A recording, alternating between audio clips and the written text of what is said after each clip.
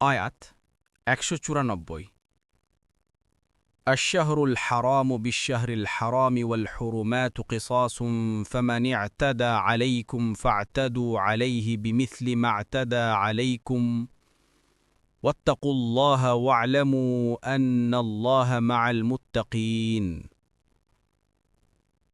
অনুবাদ পবিত্র মাস পবিত্র মাসের বিনিময় যার পবিত্রতা অলঙ্ঘনীয় তার অবমাননা কিসাসের অন্তর্ভুক্ত।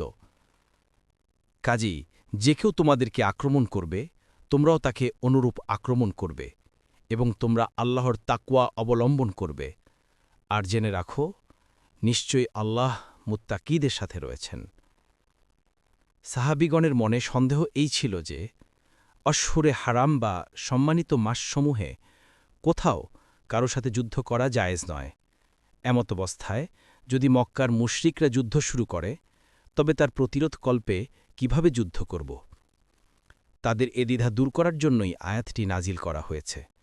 অর্থাৎ মক্কার হারাম শরীফের সম্মানার্থে শত্রুর হামলা প্রতিরোধকল্পে যুদ্ধ করা যেমন শরিয়াতসিদ্ধ, তেমনি হারাম মাসে সম্মানিত মাসেও যদি কাফেররা মুসলিমদের বিরুদ্ধে যুদ্ধে প্রবৃত্ত হয় তবে তার প্রতিরোধকল্পে তাদের বিরুদ্ধে যুদ্ধ করাও জায়েজ।